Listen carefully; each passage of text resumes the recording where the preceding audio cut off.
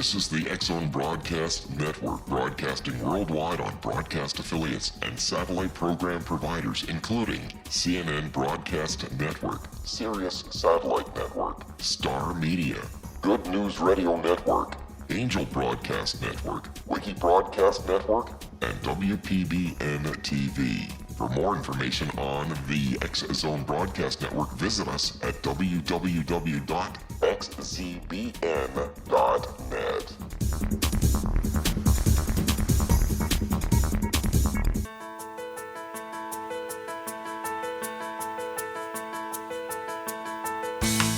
Hi, curious minds out there in our ever-expanding radio land. Welcome to CC with BB, Connecting with Coincidence with Dr. Bernie Beitman, MD. That's me. This is the only radio show in the world dedicated to the study of coincidences, synchronicity, and serendipity. We are coming to you through the X-Zone Broadcast Network, located in Hamilton, Ontario, Canada, and broadcasting all over the world. I am a psychiatrist.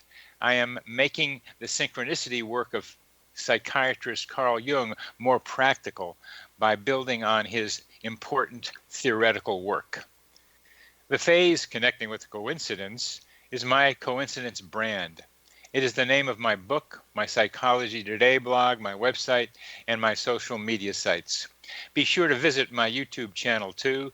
To find any and all of these, please put Connecting with Coincidence in your search engine. Would you like to know how sensitive you are to coincidences? Take the Weird Coincidence survey on my website.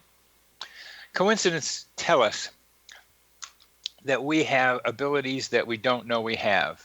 They can be helpful in our practical, emotional, and spiritual lives. They let us know we have abilities like telepathy, clairvoyance, precognition, and human GPS. Human GPS is our ability to get to places we need to go without consciously intending to go there. Coincidences point us towards other intelligences that may be influencing our lives. Synchronicities offer a path towards spiritual development.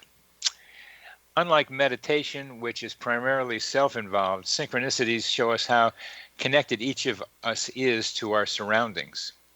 I theorize the existence of our mental atmosphere, the psychosphere. Just as we breathe in oxygen and breathe out carbon dioxide, we also inspire energy information and send out energy information. The rapid development of the internet is creating a scaffolding for our increasing efficiency in our involvement with the psychosphere. Our guest today is Jeffrey Kripal, and he's the author of Mutants and Mystics. And in one of the stories he has in that book comes from Doug Mensch. And Doug Mensch was a writer who was just finishing writing a scene for a Planet of the Apes comic book. It was about a black-hooded gorilla named Brutus. The scene involves Brutus invading the human hero's house, where he grabbed the man's mate by the neck and held a gun to her head in order to manipulate the hero. Just as Doug finished this scene, he heard his wife call for him in an odd sort of way from the living room across the house from him. He got up, walked the length of the house, and entered the living room only to encounter a man in a black hood with one arm around his wife's neck and the other holding a gun to her head. Just as Mensch was writing the scene, the hooded intruder of his fiction seemed to enter his house. Mensch did not know whether he had predicted it or created it. He wondered whether or not he should write anymore. He only knew that a story on his page and an event in his life mirrored each other in a dramatic way. That's a high-powered coincidence, a high-powered synchronicity. And there are other stories like this. A man named Ryan had such an experience writing about a character, and then having that character not only look like having a man come to his door and having the same characteristics as the person he was writing about. How do these things happen? Well, our guest today is Jeffrey Kripal, who will help us understand some of how this works, hopefully. Jeffrey holds the Newton Rayzor Chair in Philosophy and Religious Thought at Rice University. He is the author of numerous books, including Comparing Religions, Coming to Terms, Authors of the Impossible, The Paranormal and the Sacred, and the first book I saw of him, of Esalen in America, and Religion of No Religion. He presently works on a three-volume study of paranormal currents in American history for the University of Chicago Press. Jeff is a scholar, really a great guy to hang around with, and I've had the opportunity to do that here in Charlottesville, Virginia. Easy to talk with, and has some very good ideas that are tempered by his academic upbringing. So it's fun to see just how far he allows himself to go when talking about some of these things. We will be talking about human capacities that are reflected both in science fiction and in comic books, much of which Jeff has reviewed. And we will be coming back with Jeff after a very short break.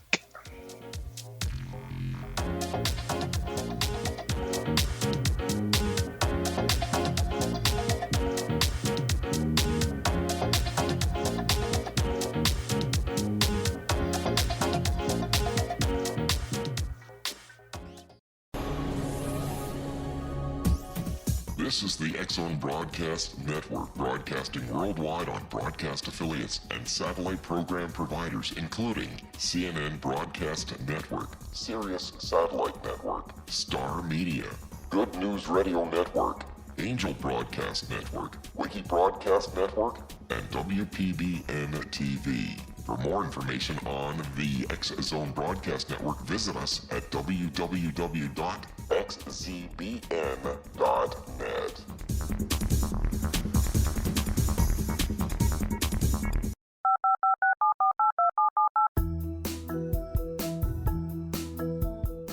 Did you know that when you're on the road with limited data or Wi-Fi, you can still listen to the X-Zone Radio Show with Rob McConnell, The Science of Magic with Gwilda Wiyaka, X-1, Dimension X, Space Patrol, and every minute of the X-Zone Broadcast Network by calling 213-401-0080, courtesy of Audio Now. No smartphone, app, or internet needed. It saves your data plan, and it's free if you have unlimited minutes. Call 213-401-0080 to listen on any phone, anytime, anywhere. Remember 213-401-0080 for the best of the paranormal, parapsychology, and sci-fi radio programming anywhere, 24/7, 365.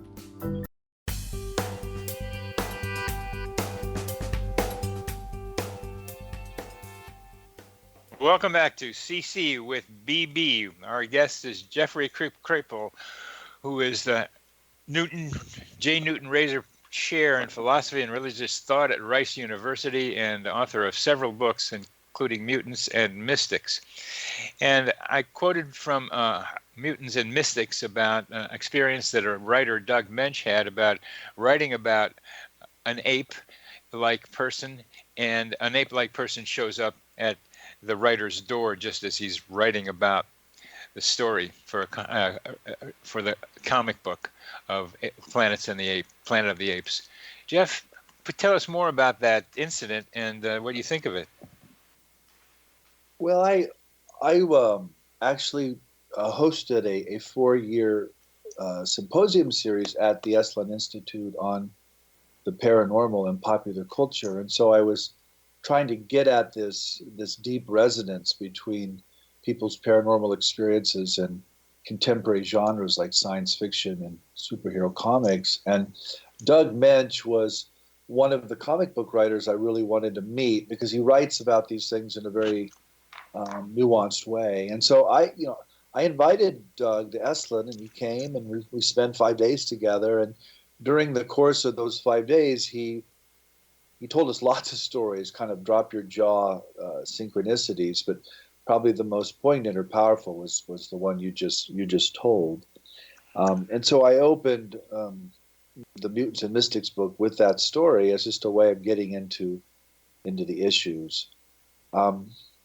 So what do I think about it? Well, when I first wrote Mutants and Mystics, I just finished another book called Authors of the Impossible, which was all about the paranormal as a function of language and communication. I really, to this day, think that when people experience something paranormal, what they're really experiencing is the creation of meaning in their life. These things work like stories or texts, and when we search for mechanisms, we're searching in the wrong place. And so I was really interested in the power of language, and particularly writers who seem to create the realities that they're writing about. So that's why I began with that story. So there is a link there. There's a deep link between the profound coincidence and the act of writing. Now, what I think of it today is a little different, actually. What I suspect is that a lot of paranormal phenomena, not all of them, are really kind of camouflage forms of precognition. I've been deeply influenced by a writer named Eric Wargo, who has a blog called The Nightshirt. And Eric has convinced me that a lot of these things actually are precognitive, but that they're working on an unconscious level. In other words, we're sort of living in the future all the time. We're living a few seconds or a few minutes, sometimes a few hours or days into the future, but we don't have access to that self, but it reaches back to us through our dreams and through our creative urges and through our hunches and intuitions. And we pick these bits of information from the future up, and we then translate them into ideas or hunches, or in Doug's case, a scene in a Planet of the Apes comic book. So I think what was probably happening there today, what I think today is that what's probably happening is that Doug was receiving information from the near future about what was actually happening in his house in the future. And he mistook that, he didn't recognize it as a precognition, but he recognized it just as another creative thought, because that's what he is. He's a creative writer. And so he wrote it out, and then the scene played out in his house. So that's actually what I think now. I think it's probably some kind of unconscious precognition.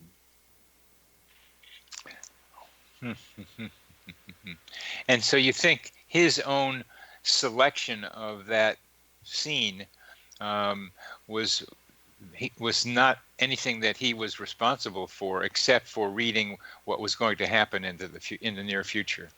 Oh yeah, I don't think Doug was responsible for any of it. I think that was his fear, and that's one.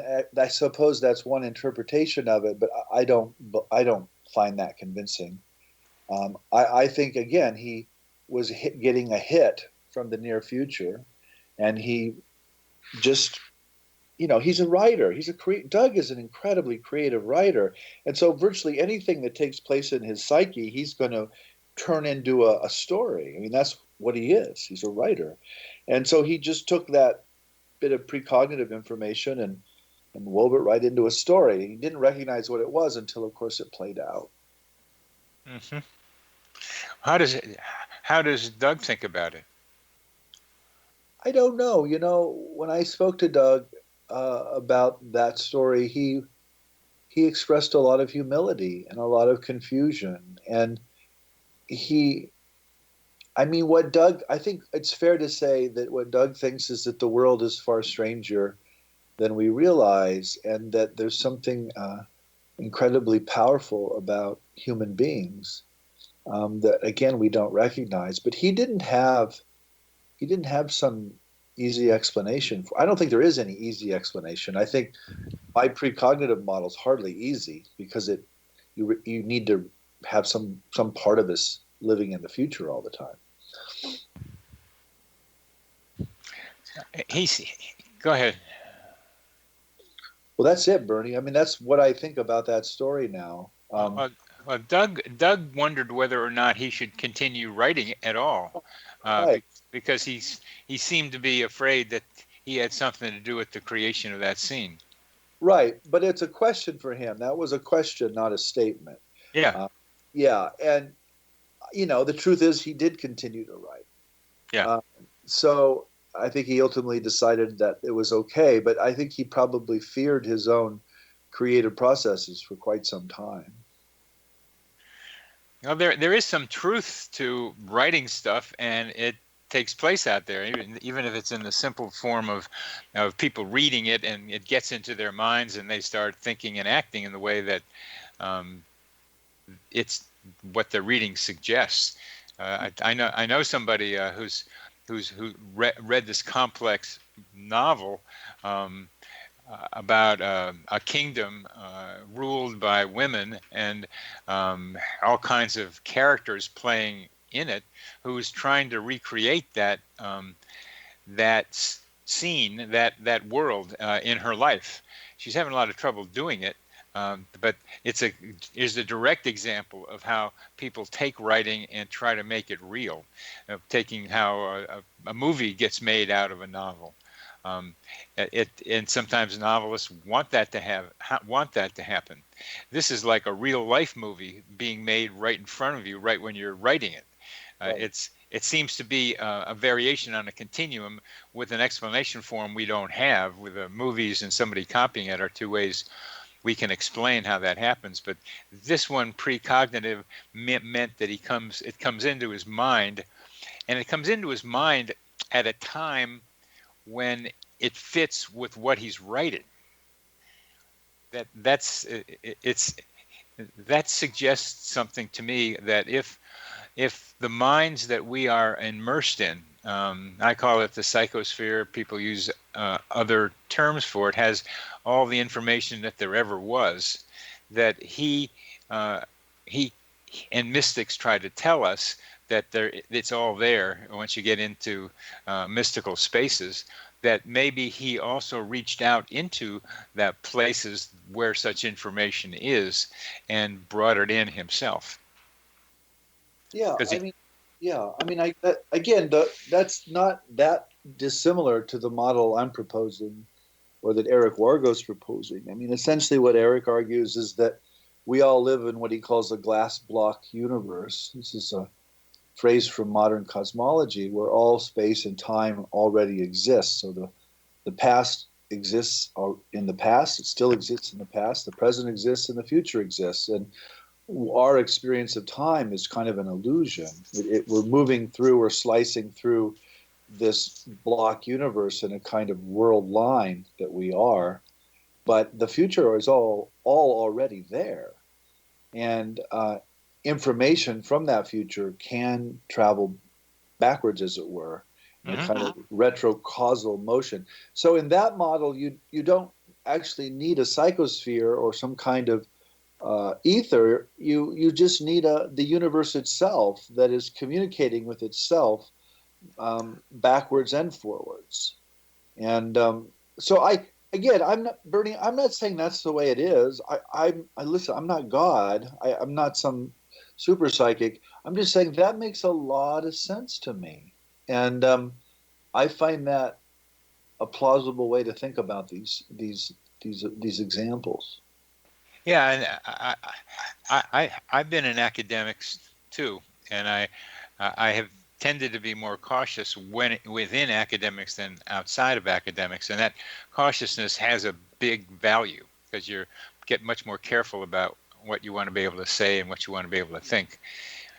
What I'm wondering about is how the responsibility, the volitional elements in Doug that went into the block universe where everything is there that we want, and selected it rather than precognitive it.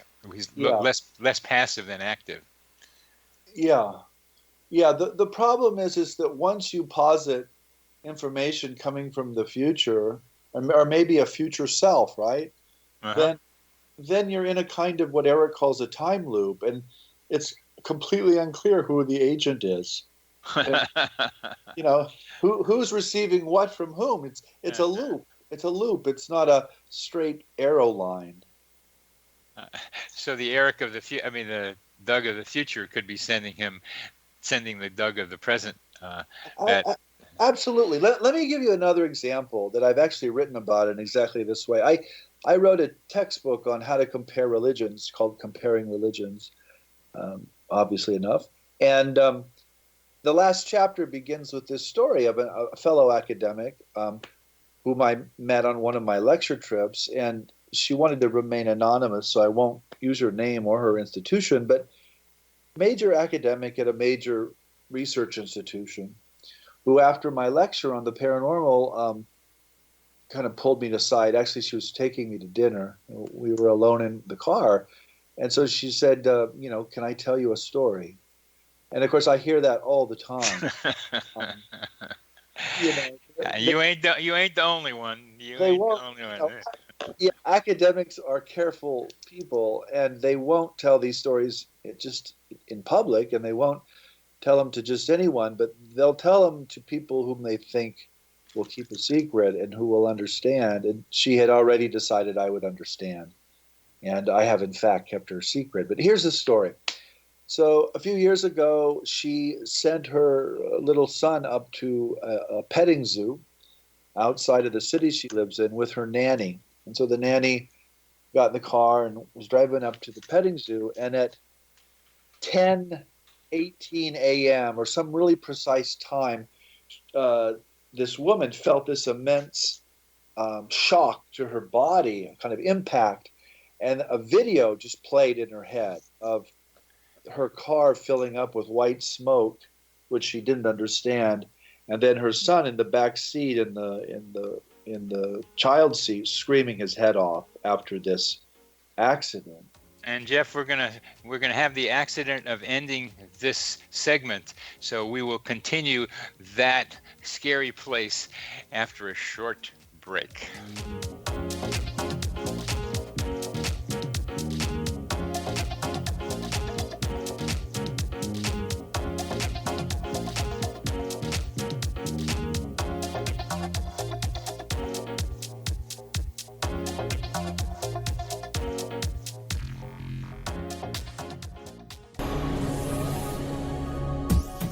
This is the X-Zone Broadcast Network, broadcasting worldwide on broadcast affiliates and satellite program providers, including CNN Broadcast Network, Sirius Satellite Network, Star Media, Good News Radio Network, Angel Broadcast Network, Wiki Broadcast Network, and WPBN TV. For more information on the X-Zone Broadcast Network, visit us at www.xzbn.net.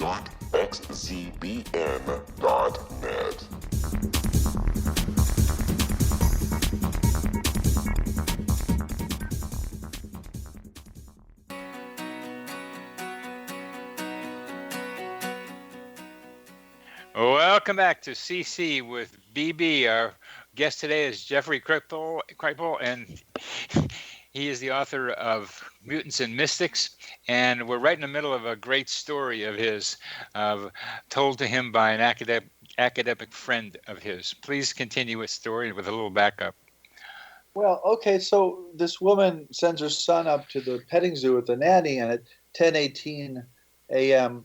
in the morning, she gets this physical shock or impact in her body, and a video plays off in her head, perfect video, her son screaming in the car seat with the car filling up with white smoke. So obviously this is not something you want to see as a parent or a mother of a young son. So she immediately calls the nanny. This is in the age of cell phones, and they were fine. Nothing had happened. So she was afraid, and she said, I want you to drive back on the side roads as slowly as you can, and I want you to come home right now. So they drove back home, and they got back fine, and everything was fine, and this woman was happy. But the next day, the child, of course, wanted to go back to the petting zoo because he got his trip ruined by his mom the day before.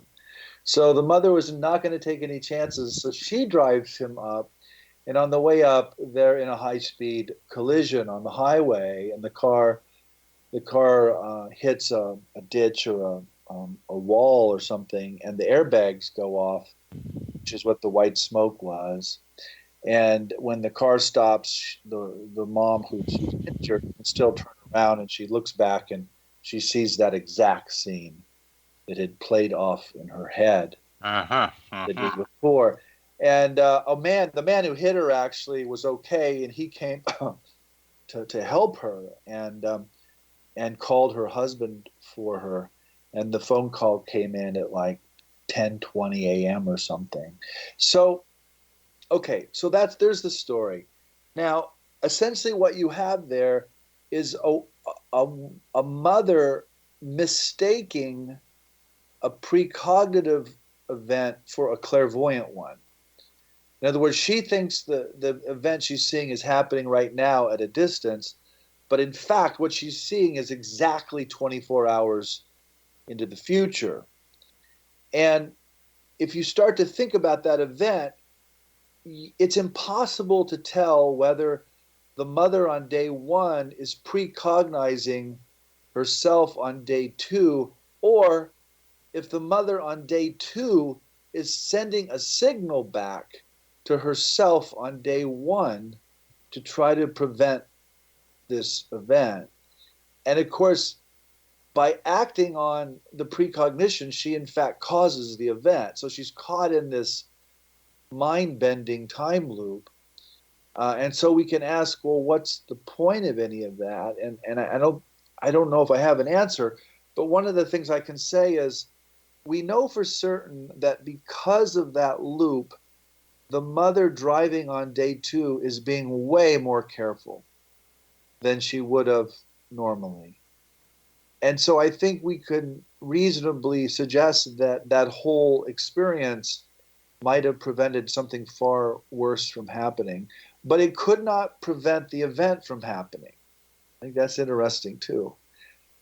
By acting on the warning, she in fact caused the event, and it all hinged on a misinterpretation. But my other point is, there's no way to tell who the agent is there. Is it mom on day one, or is it mom on day two? You don't know. It's both. What evidence is there for intervention that she was trying to do about when a person sees precognitively a bad event happening, and that they do something different as she tried to do and help and prevent it from happening? I think the evidence is mixed, Bernie. We have the literature on these sorts of events is, of course, extremely rich. I'm sure it goes into the tens, if not hundreds of thousands of cases. And we do have numerous cases of mothers or fathers or loved ones precognizing something or clairvoyantly seeing something, acting on it, and saving the loved one. So this is why I begin to suspect that these capacities have evolutionary or adaptive functions, and why they might actually be expressions of what we call evolution, because they help people survive, and they even save lives, which is exactly what you would want if you were an evolutionary gift. Mm-hmm. Yeah. And then there's the stories of mothers who have the precognition and don't act on it, and the son rides his bicycle and gets hit by a car coming out of a driveway. Yeah. Those and the guilt that comes from that parent from not having acted on it. Yeah. And those are there are those stories too. What makes a person being able to know that it's time to act, and then, as your first story with the automobile accident suggests, act how? Act when? Act now? Act into the future? So how do you, I'll do it so the other person isn't riding. So there's a bunch of decisions to be made sometimes, and you still have to select the one that works. Others might not. Well, and this is why, again, I wrote Authors of the Impossible, because everything hinges on how we interpret these.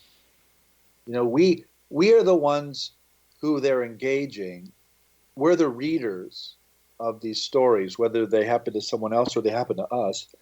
There's still information or texts coming into us that we have to interpret, and sometimes life and death hinges on how we interpret those. And what that suggests to me is that we've either lost the ability to interpret these, which we once had, or we're not there yet. We haven't integrated these capacities into our lives and our cultures in a way that allows us to handle them correctly. I suspect it's the latter. I mean, we actually have a number of ancient stories of people who misinterpret a seer or an oracle or something, and the result is disastrous. So I think we've been misinterpreting these things for a long time. I don't see any evidence that we were once good at it. Well, Oedipus' story is a very good example of misinterpretation. Yeah. Taking it the wrong. It was a prediction, but that in that time with Oedipus, it was fate. It was going to happen no matter what he did. And when you start incorporating these things too and trying to make it part of more conscious technology of the present, you still are fighting the idea that no matter what you do, it's still going to come out wrong, because that's a history in human experience, that Oedipus tried to avoid it and ended up marrying his mother and killing his father, or killing his father and marrying his mother without knowing it. Just what he didn't want to do. Right, but of course, the ancient Greek word for fate, I mean, I think Eric Wargo might say that's just an ancient word for the glass block universe, in which past, present, and future are all there right now. And that we have more options than just what happened to Oedipus. I hope so. Well, would Eric believe that in his block universe? That's a good question. You should ask him. I don't know.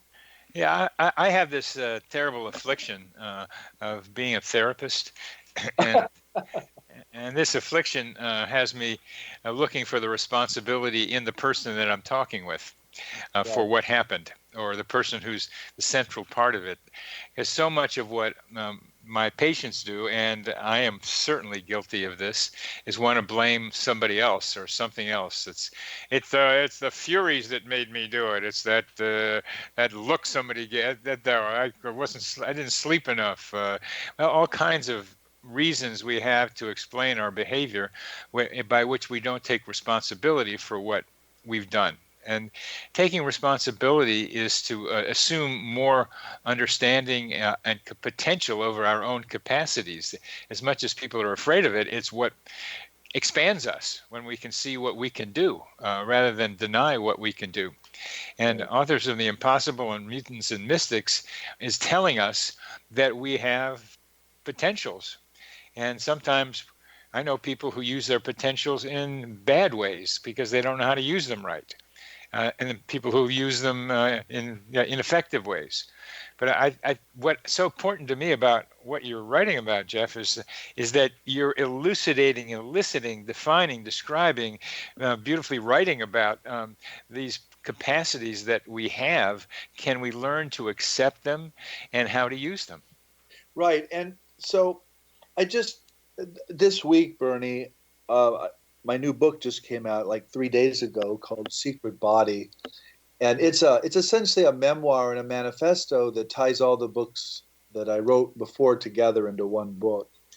And the reason I'm mentioning it isn't to try to sell a book, but to observe that it opens, actually, the first page opens with this observation of mine that these books I've written about these strange things elicit or conjure the strange things in the lives of their readers. In other words, by reading about synchronicities and precognition and clairvoyance, a sensitive reader is much more likely to then experience those things in her or his life while reading such a book. And I don't believe that I'm some kind of magus or super psychic sitting here manipulating people's lives. What I think is happening is what stops these things from happening is our own disbelief and our own doubt. And when people encounter a voice that gives them permission to consider things they wouldn't consider, those things then enter the world because now they're not blocking them. So I think there's a kind of allowance or permission function that takes place when we write or talk about these things. And I bet the same thing happens to some of your listeners, actually. I bet this show elicits or conjures the phenomena that it's talking about. Oh, yes, indeed. In a couple of different ways. Sometimes something I'm dealing with in my personal life connects directly with what a guest is talking about, and I can bring in my personal life and get some help and resolution. Right. So, sometimes it's one guest starts talking about something that another guest had been talking about another time, and that connects them up. Right. And and for the more pertinent thing, people reading my book see more coincidences, and when I give talks, it elicits coincidences, and they start remembering more of them, and then they leave seeing more of them. There's a sensitization, a permission to be sensitized to synchronicity that I do too. And that means, and you are doing that too. And all of us who can touch the minds of people with clear stories, enthusiasm, and understanding, with the idea that these experiences are really useful, interesting, and fun, as well as tricky. I've got to watch out for the tricky parts of these. That we will be expanding our understanding of how reality works. That's right. I couldn't agree more.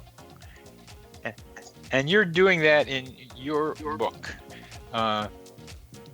So we are at the end of this segment, and we will be back after a short break.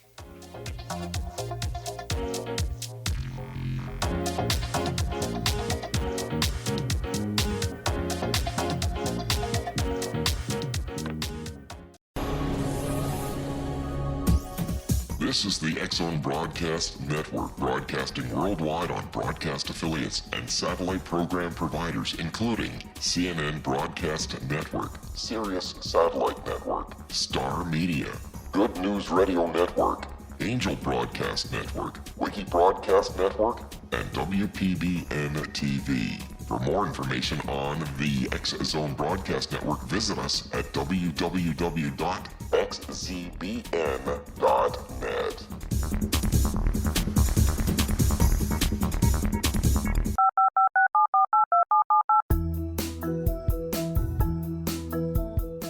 Did you know that when you're on the road with limited data or Wi-Fi, you can still listen to the X-Zone Radio Show with Rob McConnell, The Science of Magic with Gwilda Wiyaka, X-1, Dimension X, Space Patrol, and every minute of the X-Zone Broadcast Network by calling 213-401-0080, courtesy of Audio Now. No smartphone, app, or internet needed. It saves your data plan, and it's free if you have unlimited minutes. Call 213-401-0080 to listen on any phone, anytime, anywhere. Remember 213-401-0080 for the best of the paranormal, parapsychology, and sci-fi radio programming anywhere, 24/7, 365.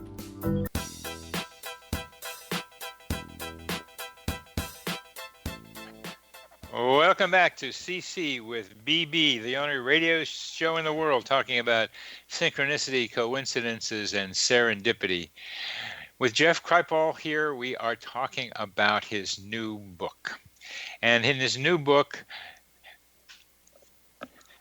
The Secret Body, he helps us see how what he writes and what I write or what others write help influence the minds of the people who read them.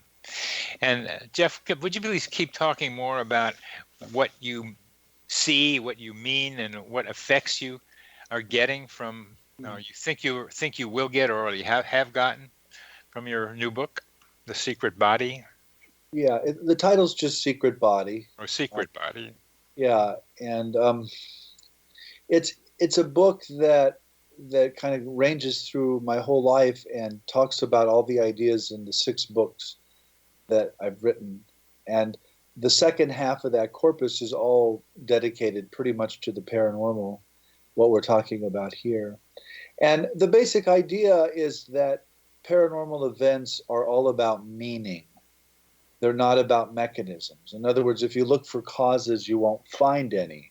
But if you look for metaphors and puns and stories and riddles, you'll find them galore.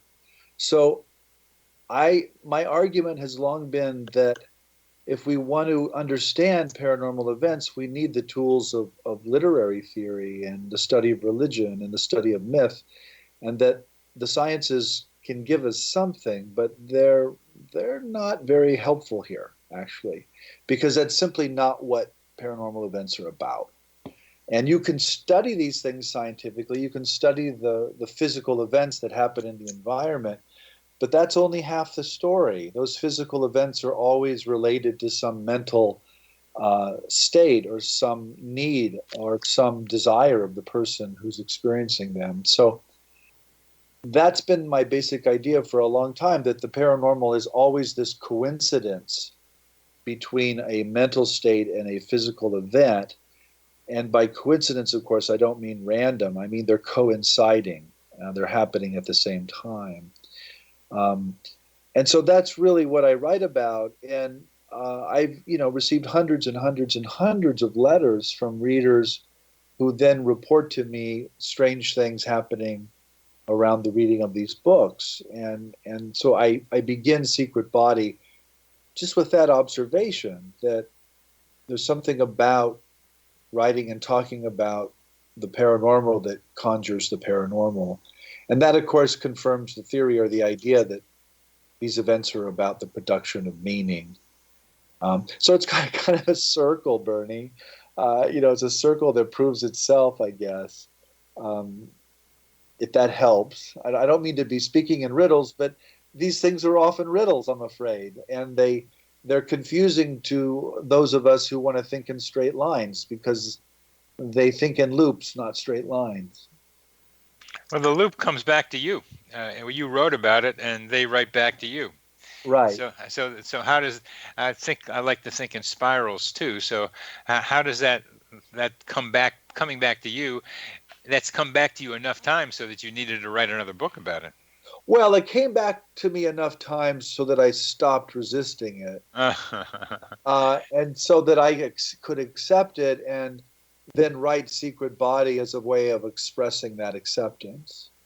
I don't doubt these things any longer. And, I had no interest in any of this for most of my professional life. This is a fairly late interest, and I only became interested in it because I was essentially forced to. When I was actually working on the history of Esalen, I was talking to so many people who told me these stories, and I knew 2 things. I knew that the stories they were telling me were impossible, and the second thing I knew is that they happened. And so that was the beginning of this quest of mine. That was about 05 or 06, somewhere in there. Well, what were some of those early Esalen stories that impressed you so much? Oh, well, one of the funniest ones is Mike Murphy and Dick Price founded this little visionary community in Big Sur, and there wasn't even an Esalen yet. The Institute hadn't even started. And it was just this little motel on the side of the road, and they had gathered this little group of about a half a dozen visionaries together, kind of young people wanting a better world. And Mike had them all reading Abe Maslow's Toward a Psychology of Being. And so they were all reading Abraham Maslow. And one night in the dark, Abe and Bertha Maslow were driving down Highway 1 looking for a hotel, and they pulled into this little motel and went to the front table and asked for a room. And of course, the guy behind the counter immediately recognized the name and went running through the property yelling, "Abe Maslow, Abe Maslow." So somehow, reading about Abe Maslow conjured Abe Maslow for this little community in Big Sur. Oh, good, good, Yeah, good, good, good. and look, there are just hundreds and hundreds of those. They just go on and on and on and on and on, and involve everything from, being able to communicate with the cells of your body to seeing UFOs to levitation. I've heard a lot of levitation stories as well. So it's endless. So you were overwhelmed by the data. I was overwhelmed by the data, but when you run into data abstractly, when you read about it, it's easy to dismiss. When you run into it in another human being, you've moved out of the third person into at least the second person, and a first person is now speaking directly to you, and it's much harder to dismiss.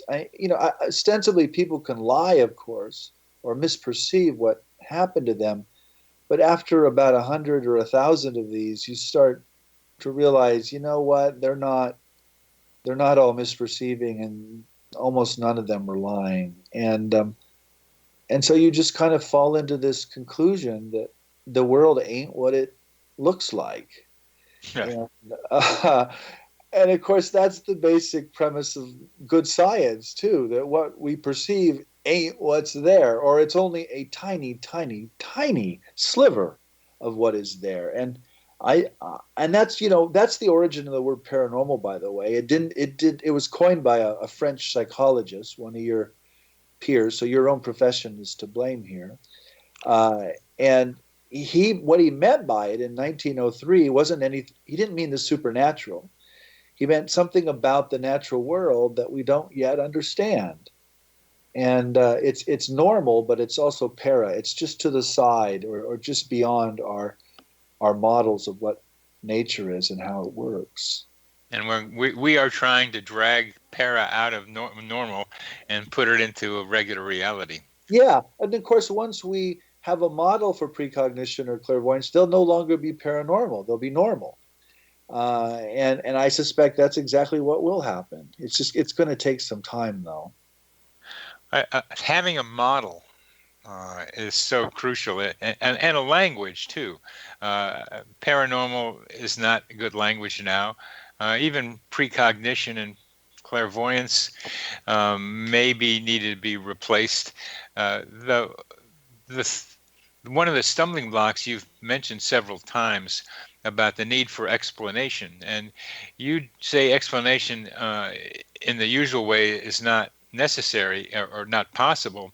It's more about meaning, which sounds a lot like Jung and his definition as one of his many definitions of synchronicity, which was meaningful connectedness. That synchronicity describes meaning rather than causation as the connecting principle, an acausal connecting principle based on meaning.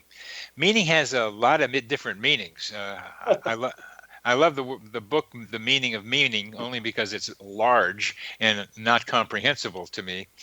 But there are at least 4 meanings around coincidences. And so when you're talking about meaning, you mentioned having to go to language and probably and myth. You're talking, and literature.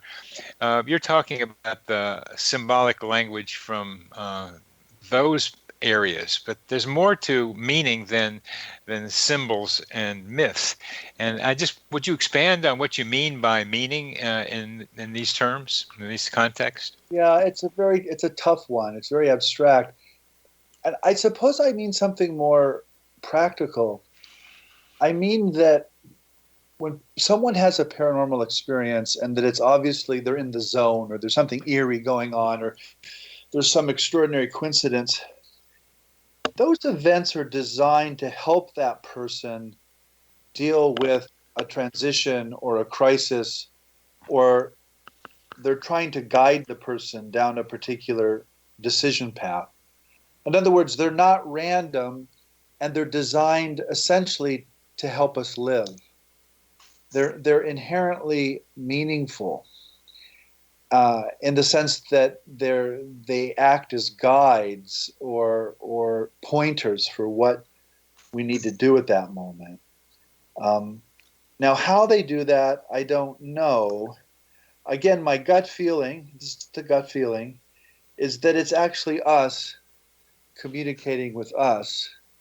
Whether we want to speak of the unconscious or we want to posit some kind of future self, I don't know. But I suspect that these are essentially self-communications with the self. And by the self, I don't mean the ego, of course. I mean some kind of psyche that extends into the physical environment, into the cosmos itself. I agree with that. We're coming to the end of this, but I agree with that. There's a certain sense of self here on Earth, communicating with a higher self, and I think sometimes an intelligence beyond our particular higher self, and there's a boundary blurring there that we're going to continue to have to explore. But we've come to the end of a very, very interesting and positive discussion, Jeff. Thanks very, very much for being on the show. You're welcome.